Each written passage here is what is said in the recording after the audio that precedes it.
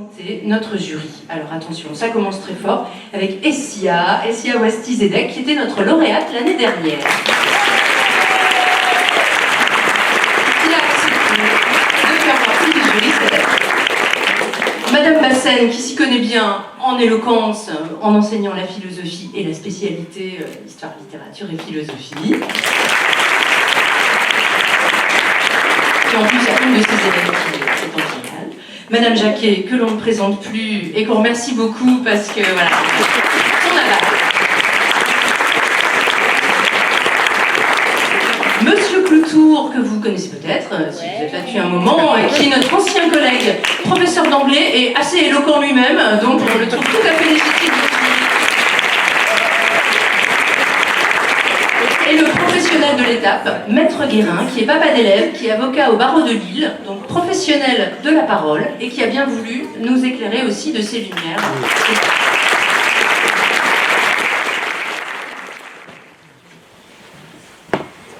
Je vais claquer des doigts, et ici, sur cette scène, quelqu'un va vivre. Vous ne me croyez pas? Eh bien, vous aviez raison. L'être humain que je suis a pris des millions d'années pour se former. Alors comment pourrais-je d'un simple claquement de doigts balayer ces 3 millions d'années et créer la vie? C'est insensé. Et sur cette même logique, que pouvons-nous dire de ces gens qui ôtent la vie d'autrui dans leurs propres intérêts? Si moi je ne peux la créer d'un simple claquement de doigts, alors eux ne devraient l'arracher selon leurs souhaits. Mais malgré cette logique incontestable, les meurtres, car oui, lorsqu'un homme meurt à la guerre pour défendre une cause, c'est un meurtre. Pourtant ces meurtres n'ont cessé de se répéter au fil des générations. À la suite de la Seconde Guerre mondiale, Georges Brassens chantait qu'aucune idée sur Terre n'est digne d'un trépas. Et lorsqu'il écrit ces paroles, ce sont les pertes de la guerre la plus meurtrière de l'histoire qui le hantent. Alors pour dénoncer ces actes barbares et rendre hommage aux victimes de ces tyrans, il déclame que personne ne devrait mourir pour les idées d'un autre. Malheureusement, ce carnage ne fut pas l'unique résultat d'idéologies meurtrières. Depuis les débuts de l'humanité, les populations se battent pour affirmer leur opinion, et ce, au détriment des autres. Pour répandre, ou plutôt imposer leurs idées, tous les moyens sont bons, jusqu'à dévier 2 avions sur des tours, assassiner des journalistes satiriques, ou encore employer un camion bélier sur des côtes touristiques, rien ne pourrait les arrêter, ni même la mort, puisque ce sont généralement des attaques suicides. Mais la bêtise de l'être humain ne s'arrête pas là. Je suppose qu'ici, dans cette salle, tout le monde connaît le président, si je puis dire président, actuel de la Russie, Vladimir Poutine. Il est le parfait exemple de la corruption, de la censure et de la répression. Le tyran parfait de notre époque. Un pur voyou d'après Biden. Actuellement en guerre contre l'Ukraine, il souhaite leur reprendre leur liberté afin de les dénazifier. Mais ce n'est qu'un prétexte destiné à cacher l'immoralité de ses actes. Une bien piètre justification d'ailleurs. Mais savez-vous pourquoi est-il si important de se battre pour la liberté d'expression? Parce que c'est l'essence même de l'épanouissement. Et sans elle, nos vies seraient bien tristes, je le crains. Imaginez-vous un seul instant avoir vécu sous l'emprise d'un régime totalitaire. Et toutes ces idées novatrices, audacieuses qui auraient pu fleurir dans votre esprit auraient aussitôt été arrachées par le pouvoir tyrannique comme de vulgaires mauvaises herbes. Et c'est à cause de cette fragilité, mais aussi de cette importance, que la liberté d'expression ne cessera d'être protégée et scandée partout dans le monde. Et peut-être qu'un jour, chacun pourra s'exprimer sans avoir peur d'en subir les représailles.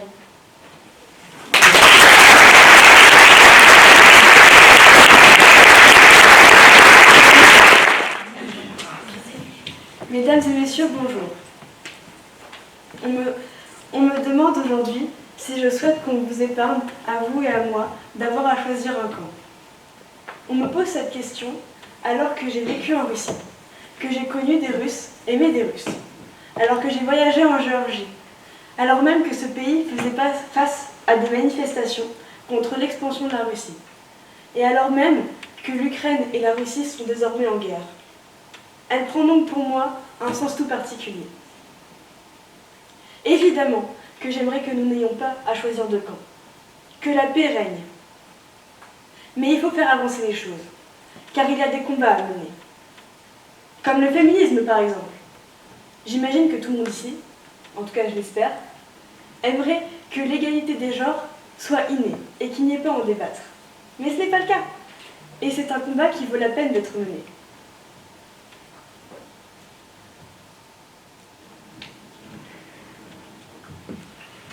soutiens l'Ukraine, car je suis pour la démocratie.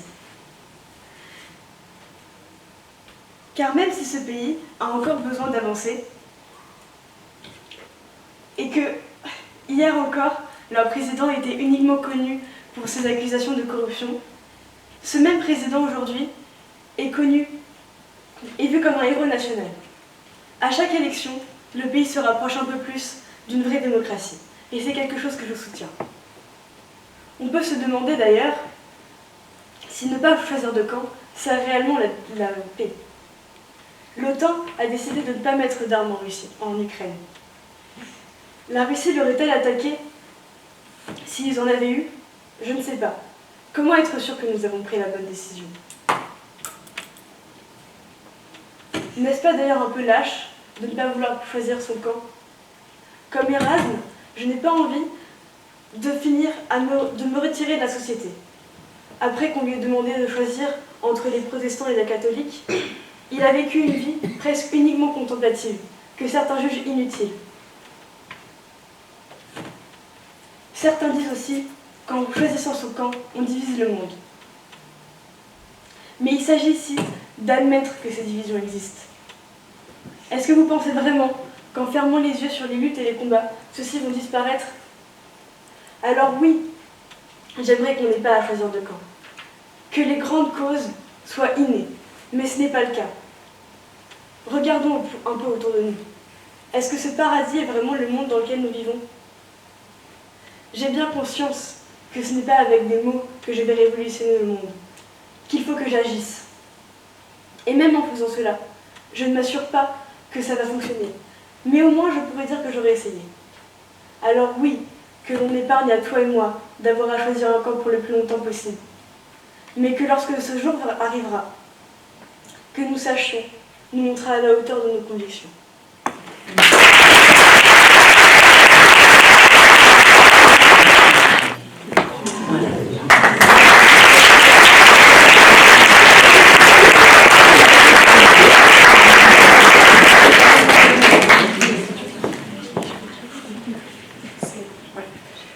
Mesdames, Messieurs, chers jurys, vous n'êtes pas sans savoir que nous vivons dans une société de surconsommation. Il suffit de traverser les rayons d'un hypermarché pour se rendre compte de l'excès. Rien que les biscuits, par exemple. Les Oreos ouverture facile, les Oreos format familial, les Oreos extra double crème, les Oreos au chocolat, à la vanille, à la fraise. C'est ce que critique Alain Souchon dans Foule sentimentale, composé en 1993 à l'approche des fêtes de Noël. Il l'écrit dégoûté par l'orgie de nourriture et nauséeux devant toutes ces publicités qui n'en finissent pas à la télé. Alors aujourd'hui, je ne vais pas vous inciter à voter Poutou, ni à abattre le capitalisme à grands coups de Karl Marx, mais j'aimerais qu'on s'interroge sur les manipulations qu'exercent les publicitaires et le capitalisme sur nous, consommateurs, ou devrais-je plutôt dire victimes. Dans Foule sentimentale, il y a cette phrase très intéressante: on nous inflige des désirs qui nous affligent. Alors, imaginons un instant. Il est dimanche soir, vous êtes tranquillement assis sur votre canapé en train de regarder la télé et les publicités défilent sous vos yeux lassés. Quand tout à coup, oh, ce produit, oui ce produit, il me le faut, il est génial, j'en ai besoin. Le nouveau grille-pain, toaster, ergonomique, triple capacité, équipé de son ramasse-miettes en plus, mais quelle ingénieuse idée, il me le faut. Attendez un instant, en avez-vous réellement besoin? Et n'avez-vous déjà pas un grille-pain? Surtout, d'où vous vient cette envie? Est-elle spontanée ou est-elle créée par le marketing? En réalité, nous voyons nos désirs personnels substitués au profit de désirs dictés par notre environnement. Ce n'est plus la demande qui induit la production de biens, mais directement les industriels qui fabriquent ce besoin superficiel. Ces désirs nous sont donc infligés. De plus, le terme « affligé » de l'expression prend tout son sens. Cette soif d'achat, cette envie même d'avoir toujours plus, rend l'homme malheureux. Souchon appuie bien sur ça en disant qu'on nous fait croire que le bonheur c'est de l'avoir plein nos armoires. Et en effet, l'homme ne sera jamais satisfait, il sera toujours malheureux car à peine a-t-il trouvé le meilleur produit dernier cri qu'il se mettra déjà à en désirer un autre. Ce processus est complètement fou et sans fin, car Les concepteurs regorgeront toujours d'idées pour des produits de plus en plus superflus et les publicitaires redoubleront de perversions pour nous séduire. On peut réécrire les vers de cette acception de Souchon en « on génère en nous des désirs qui nous désolent ». En ce moment, je suis particulièrement affligée d'admettre que, oui, nous sommes tous soumis à ces manipulations, même en étant conscients. Pour conclure, j'admets et je chante haut et fort avec Souchon qu'en effet, on nous inflige bien des désirs qui nous affligent. Selon MC Solar, l'ignorance, c'est le nerf de la guerre. Cette citation peut surprendre, car habituellement, le nerf de la guerre, c'est l'or. En effet, l'or est considéré comme le carburant principal des guerres, mais aussi des affaires. L'expression qualifie aujourd'hui tous les problèmes de source et de solution pécuniaires. Car c'est bien connu, tout a toujours été résolu avec de l'argent. C'est un très vieil axiome, et nous c'est au 5e siècle avant d'entrer. Comme quoi, même après 26 siècles, plein de changements. L'ignorance est-elle donc le nouveau pécule, le nouveau pactole? Est-elle le nouveau pétrole? L'information qui en découle est-elle le nouveau carburant des guerres et des affaires? La réponse est oui. Aujourd'hui, l'information a pris une place importante, autant dans les conflits que dans les affaires.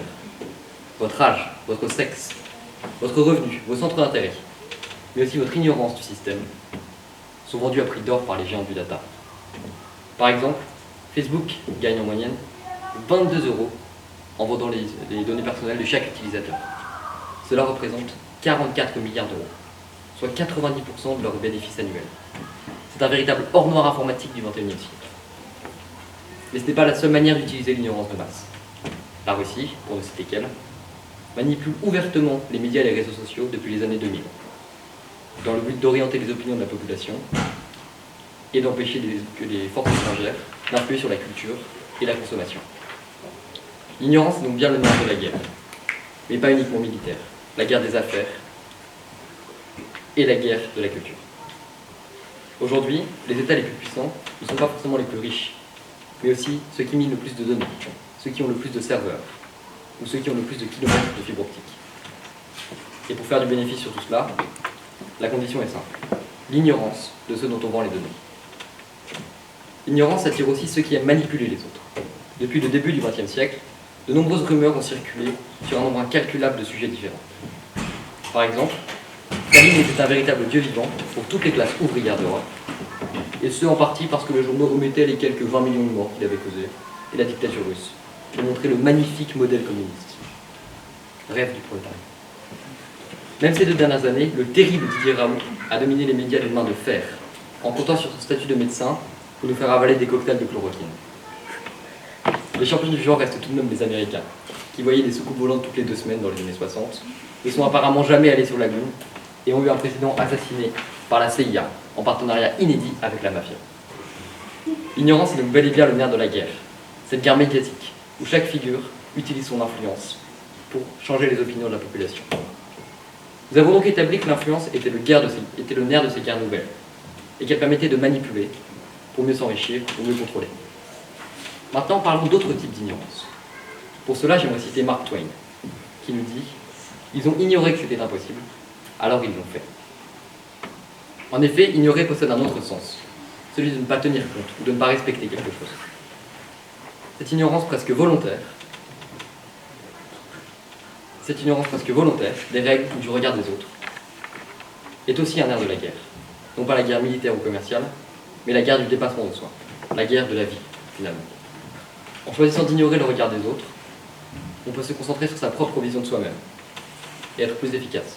En choisissant d'ignorer les risques, on ne commet pas d'excès de prudence. En choisissant d'ignorer les règles, on peut avoir un réel impact sur la société. Pour appuyer cette proposition, de nombreux exemples s'offrent à nous. La Révolution française, mai 68, et plus récemment les Gilets jaunes. Ces événements ont une seule chose qui les met en commun, qui les met en lien. Ils symbolisent un défi, une ignorance volontaire de l'ordre établi, mais en une réaction violente, qui eut des conséquences importantes sur l'ordre établi et la vie publique en France.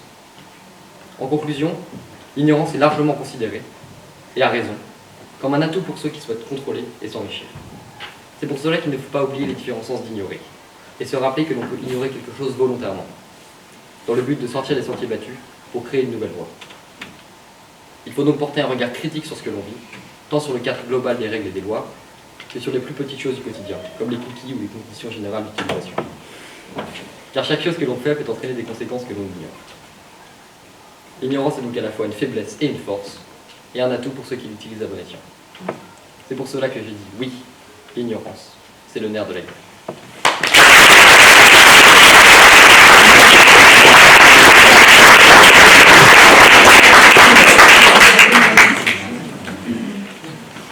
Mesdames et messieurs, cher public, chers membres du jury, si je me tiens devant vous aujourd'hui, c'est parce que j'ai eu la chance d'avoir été sélectionnée pour participer à cette finale du concours d'éloquence. Et pour l'occasion, j'ai revêtu une tenue adéquate à la situation. En effet, qu'auriez-vous pensé si je m'étais présentée devant vous en tenue de détente? Vous m'auriez sûrement estimée négligente, nonchalante, et vous seriez resté fixé sur cette idée à tel point que vous auriez eu du mal à rester attentif à mon discours. Si je vous dis cela, c'est parce que la question qui m'a été posée est « Chanteriez-vous avec Jean-Jacques Goldman? On ne change pas, on met juste les costumes d'autres sur soi. » Tout d'abord, c'est vrai que le ridicule ne tue pas, mais je ne me vois pas me mettre à chanter comme Emma, ici, maintenant, devant vous. Enfin, c'est pas que je chante mal, mais voilà, je ne voudrais pas faire souffrir vos pauvres oreilles.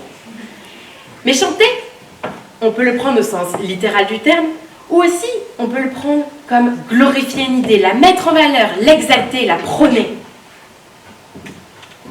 On ne change pas. On est comme on est.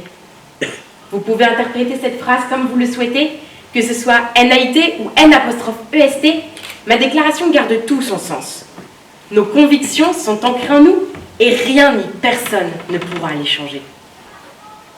Un célèbre proverbe dit que ce que tu as, beaucoup peuvent l'avoir, mais ce que tu es, personne ne peut l'être. Retenez bien cette phrase qui vous aidera à être vous-même à l'heure des réseaux sociaux, de la superficialité et des profils parfaits. La façade n'est qu'une façade. Elle est très facile à habiller de nombreux costumes. Qui, ici, osera me dire qu'il ou elle n'a jamais fait semblant? Un habit montrant la joie par ici, un autre prônant le bonheur par là, et hop, comme par magie, vous voilà, une personne enjouie et joviale. Mais ça, c'est ce que les autres voient. À l'intérieur, vous êtes en réalité blessé, détruit, triste, que sais-je? Les costumes aident à affronter le regard des autres. Mais c'est également une manière de nous prouver à nous-mêmes que tout va bien et que tout est sous contrôle. Mais ce n'est pas facile de dissimuler nos sentiments et nos émotions. Regardez, ce soir, j'essaie tant bien que mal de cacher mon stress et mon appréhension liés à mon passage devant vous, mais les dissimuler sous une couche d'assurance ne suffit pas à les faire taire. Certains me voient comme une élève modèle, comportement exemplaire et bonne note, mais ne prennent pas le temps de me connaître davantage sous mon étiquette de déléguée studieuse et motivée. Attention, je ne dis pas qu'en réalité je suis une crapule, je voyais déjà les unes les professeurs s'écarquiller d'ahurissement. Non, ce que je voulais dire, c'est qu'il faut apprendre à connaître les gens davantage, sous leur étiquette, sous leur stéréotype.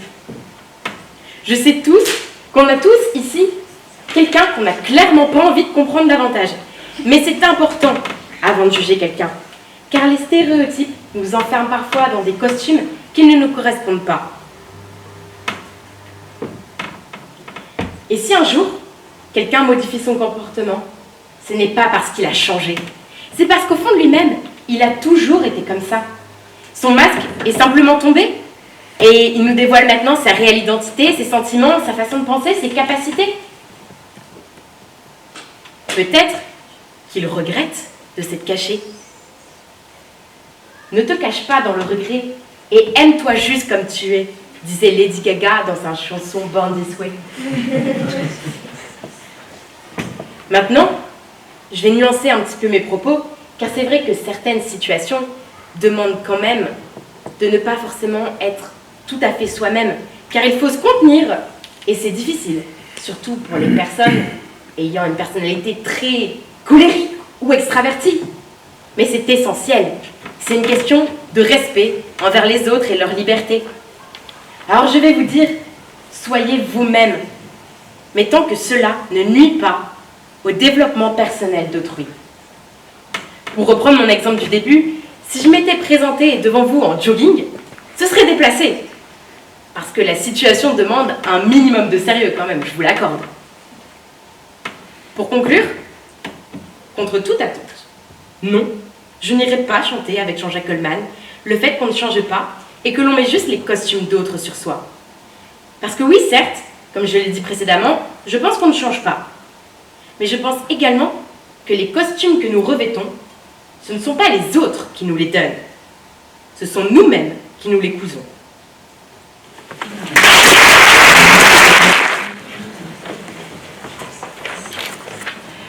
Mesdames, messieurs, chers membres du jury,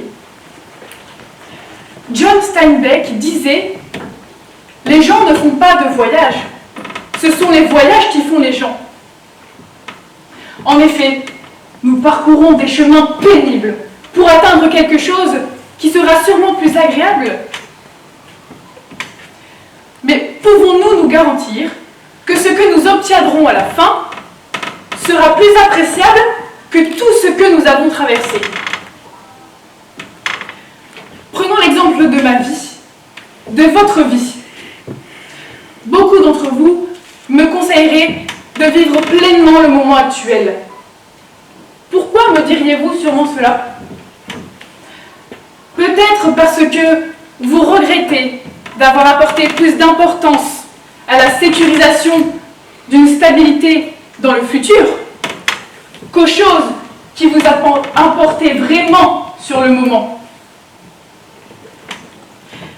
En effet, vous attendez cette arrivée, vous courez vers cette arrivée, vous en rêvez de cette arrivée. Mais l'arrivée n'est-elle pas synonyme de fin? Et ce qui marque la fin de notre vie, c'est la mort. Attendez-vous sérieusement que celle-ci s'impose? Est-il vrai que nous ne saurons qu'à la fin de notre vie si nous avons été heureux? Mais moi, je vous propose d'être heureux maintenant, de suite, tout de suite, pardon. Tout de suite, souriez à votre voisin. Tout de suite, mettez vos rancœurs de côté et appréciez ceux et celles qui vous entourent.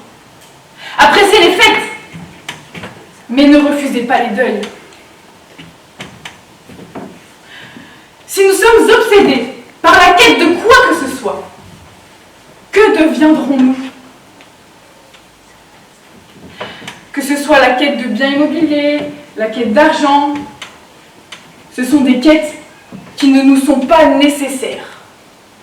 Ce qui nous est propre, propre à l'être humain, c'est la quête de choses abstraites, de sentiments, d'amour, de tendresse, de reconnaissance, de dignité, et j'en passe. Je suis certaine que vous avez su vous identifier à au moins l'un d'entre eux. Après tout, la vie est comme un GPS, et elle vous sert de guide, en vous emmenant vers des destinations et en passant nécessairement par des tempêtes, par des creux. Et parfois, vous devez vous rendre compte que la destination indiquée n'est peut-être pas forcément la bonne. C'est alors que vous devez juger vers quel chemin vous allez vous dresser. En effet, Ernest Hemingway disait « Aux plus importantes croisées de notre vie, il n'y a pas de signalisation. » La traversée d'une épreuve nous enseignera la connaissance. Et la connaissance est toujours un butin, dit Maxime Gorky. C'est le seul butin après lequel nous pouvons courir sans perdre notre dignité, non? Peu importe où m'amène ce concours d'éloquence, son parcours m'a été semblable au plus beau voyage. le voyage de la connaissance. Bernard Clairvaux disait « Nul savoir, si étendu qu'il soit, ne permet d'atteindre à la plénitude de la sagesse sans la connaissance de soi-même. Si toute destination était accessible sans traversée, sans travail, sans désir, elle ne serait pas aussi belle. Et entre nous, la partie la plus plaisante d'une de vos relations amoureuses n'a peut-être pas été la concrétisation de ce couple, mais le chemin de désir, de liberté que vous avez parcouru jusque-là. Cela fonctionne même pour les contes pour enfants, après tout.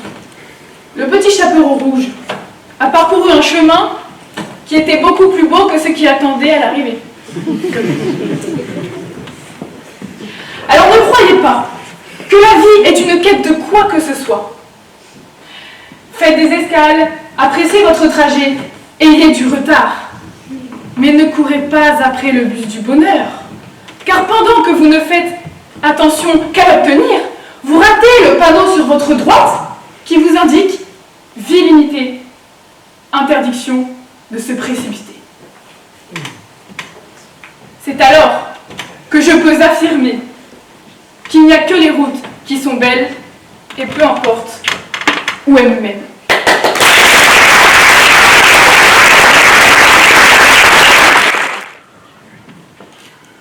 Bonjour.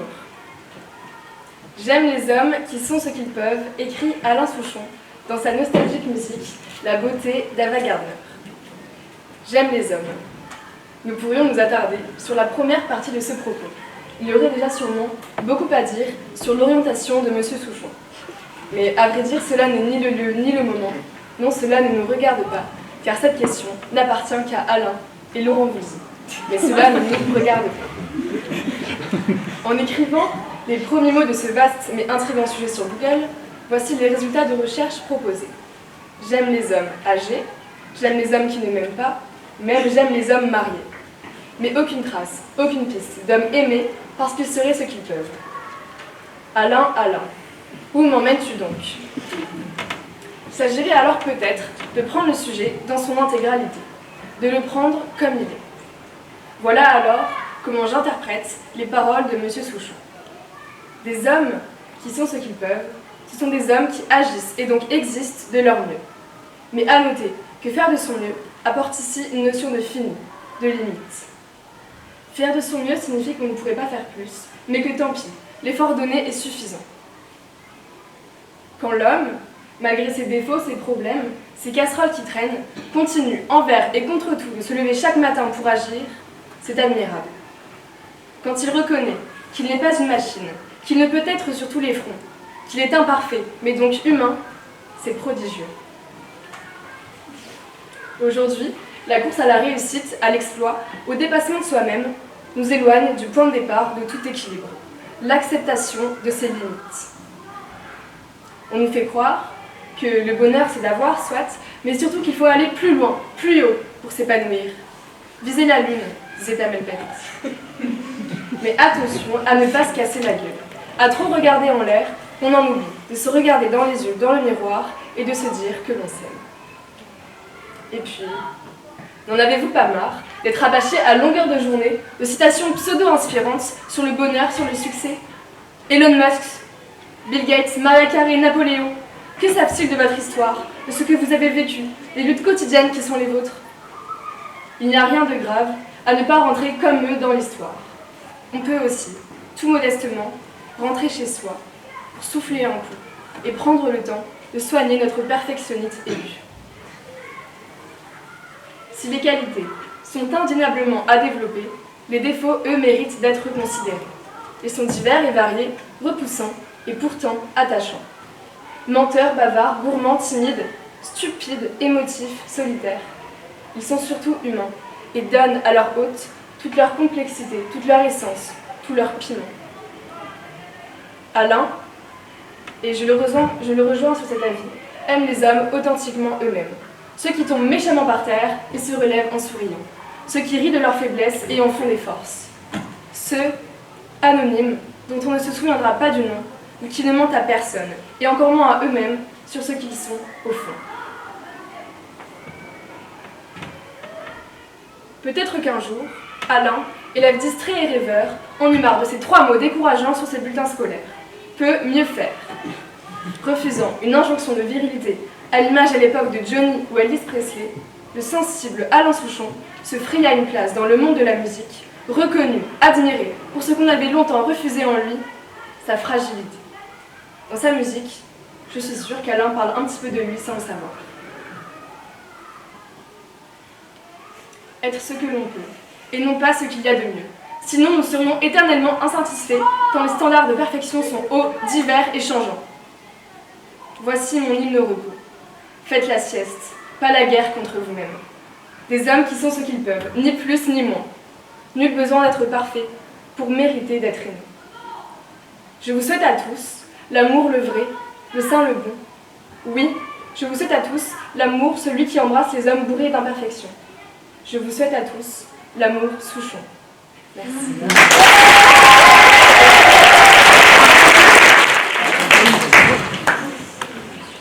Le ciel en soit loué, je vis en bonne entente avec le Père Duval, la calotte chantante, lui le catéchumène, et moi l'énergumène.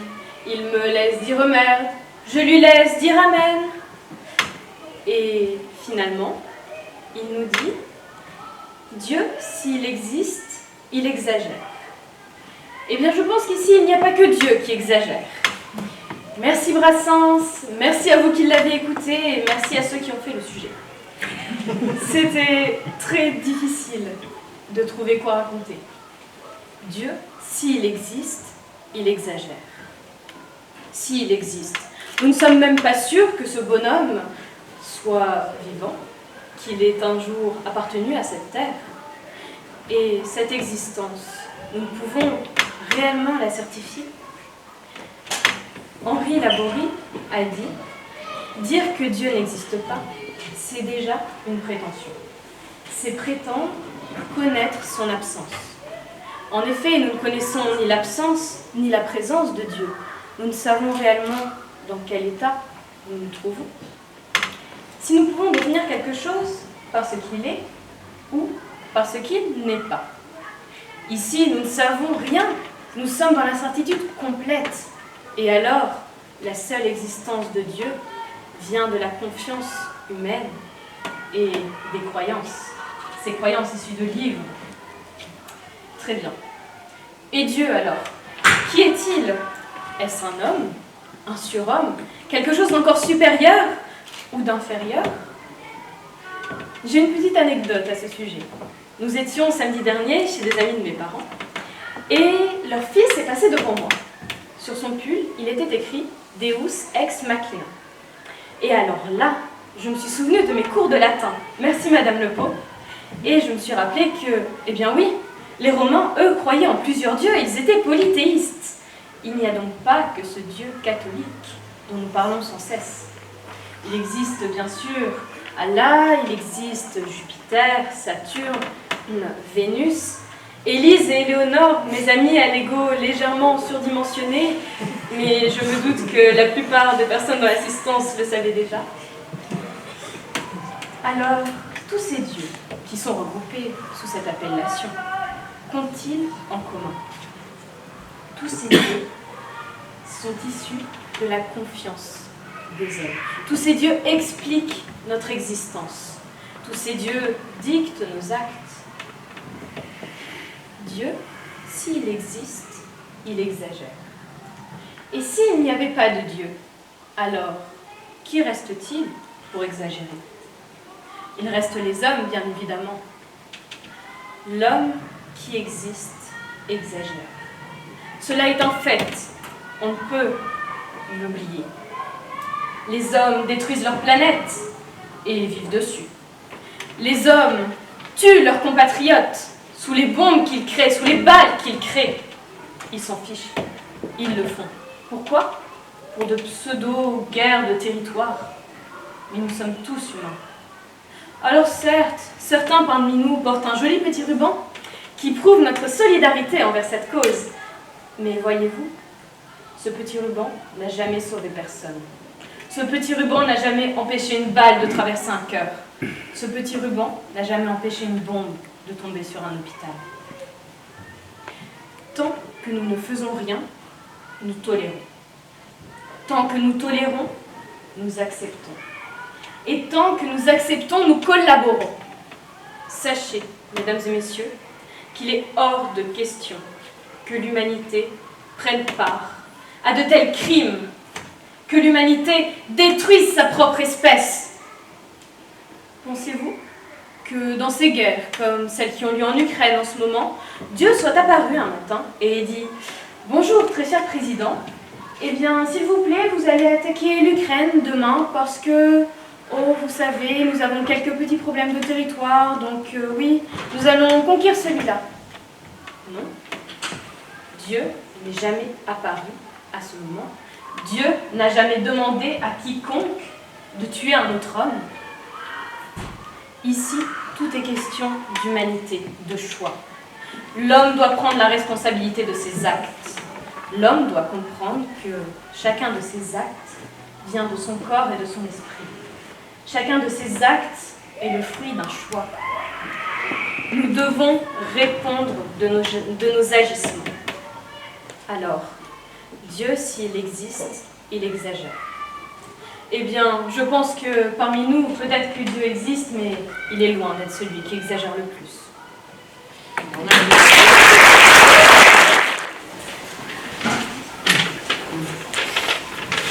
Après tout, c'est un thème sur la liberté, donc je peux prendre mon temps. Alors, je pense que depuis toujours, depuis votre naissance, vous avez tous entendu ces mots. Être libre, le chêne, les menottes, etc. Est-ce que vous chanteriez pour autant avec Serge Gainsbourg que qui ne s'est jamais laissé enchaîner ne saura jamais ce qu'est la liberté? Et bien pour moi, il y a 3 types de personnes. Ceux qui, une fois enchaînés, comprendront qu'ils étaient libres. Petit exemple. À l'occasion du début du confinement, en mai 2020, j'ai été tranquillement installée dans ma chambre quand ma maman est venue me voir et m'a dit « Tosca, on n'a plus le droit d'aller au cinéma. » Misère, mais comment vais-je faire alors que cela faisait 2 ans que je n'y étais pas allée? Mais c'est justement parce qu'elle m'a dit « Tosca, tu n'as plus le droit d'y aller » que j'ai eu tout de suite envie d'y retourner. Et c'est ainsi que j'ai compris que le paradoxe est que l'humain ne se contente pas de ce qu'il a et est toujours attiré par ce qu'il ne peut pas avoir, ce qu'il ne pourra jamais avoir, l'inaccessible. L'humain se nourrit de frustration. Vous avez qu'à dire à votre enfant, vous avez qu'à jeter le... Ah, excusez-moi, je le reprends, je suis libre. Alors, vous avez qu'à vous débarrasser du jouet de votre enfant, dont il ne se sert plus depuis belle lurette, pour qu'il vous dise « Oh, c'était mon jouet préféré, pourquoi tu l'as jeté ?» On se rappelle toujours de ces choses une fois qu'elles nous échappent. Et c'est ainsi que nous comprenons leur valeur, après les avoir perdues. Mais il y a aussi cette autre catégorie de personnes, ceux qui n'ont pas besoin de connaître la restriction pour apprécier les choses. Parce que faut-il passer par la maladie pour apprécier la santé? Faut-il forcément passer par le chagrin d'amour pour apprécier l'amour? Eh bien non. Parfois, nous ne sommes pas obligés d'expérimenter, de comprendre. Nous ne sommes pas obligés de passer par l'abnégation pour se rendre compte de cette valeur.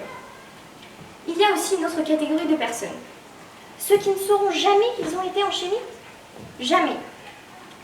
Je prends l'exemple de mon papy. Lorsqu'il avait 13 ans, il est parti en Allemagne de l'Est. Il se baladait comme ça dans les rues. Et il a rencontré quelqu'un qui lui a dit « Oh, moi je suis heureux ». Un Allemand. « Oh, moi je suis heureux ». Et puis il lui a dit « Oui, mais tu n'es pas libre. Demain, si je t'invite en France, tu ne peux pas venir ». Il a dit « Oui, mais je suis heureux ». Alors, parfois, la relativité de la norme, de la société, nous fait croire que nous sommes libres. Mais nous ne le sommes pas pour autant. Autre fait intéressant. C'est avec cela que je peux conclure de cette définition de la liberté. Victor Hugo nous disait « La liberté est une situation dans laquelle une personne se détermine en dehors de toute pression extérieure ou de tout préjugé. ce que je ressens en cet instant. Eh bien oui, la liberté c'est très subjectif. La liberté, tout dépend du référentiel avec lequel nous plaçons les choses. Vous ne serez peut-être pas libre parce que vous êtes interdit de manger un hamburger ce soir. Mais vous, peut-être que le fait de vous contraindre et de vous dire non, ce soir tu ne sors pas, tu fais tes devoirs, eh bien, ça vous va comme ça. Tout dépend de ce que les gens pensent.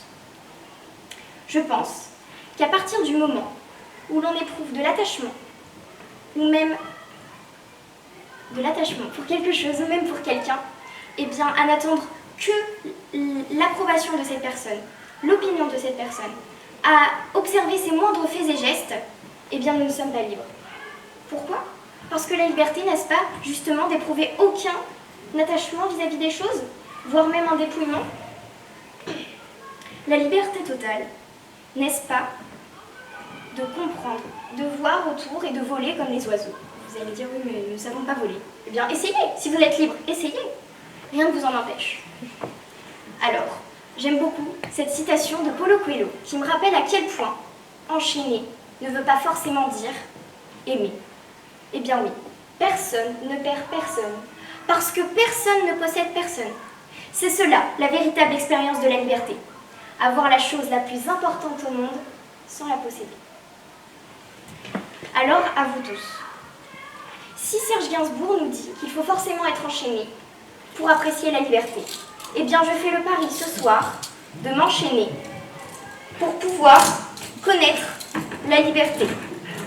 Je fais le pari ce soir de remercier tous ces gens qui se sont battus pour la liberté, tous ces gens qui sont parfois même restés assis pour combattre comme la liberté, comme par exemple Rosa Parks, ou alors Nelson Mandela pour l'égalité entre toutes les populations, ou encore Martin Luther King qui avait un rêve. Se réalisera-t-il un jour son rêve ? Je vous le demande. Je peux aussi vous parler de Gandhi, qui nous a dit « Lorsqu'il faut choisir entre liberté et érudition, qui ne dira que l'on doit 1000 fois préférer la première à la seconde ?» Eh bien oui. Et si toi un jour tu as été harcelé ? Et si toi un jour tu es tombé amoureux d'une fille qui ne voulait pas de toi ? Et si toi un jour on t'a enchaîné par les mots en te disant que tu étais trop grand ou trop petit ? Si on vous a dit que vous étiez trop petit, eh bien aujourd'hui les gens sont obligés de baisser les yeux pour vous regarder. N'oubliez jamais. Alors, je reprends Olympe de Gouges qui nous a dit « Quelles que soient les barrières que l'on vous oppose, il est en votre pouvoir de les affranchir. Vous n'avez qu'à le vouloir. » Merci Madame Andrew pour cela, de m'avoir appris cela. Alors, brisons les codes et j'espère que, après m'être enchaînée, nous pourrions connaître ce qu'est réellement la liberté.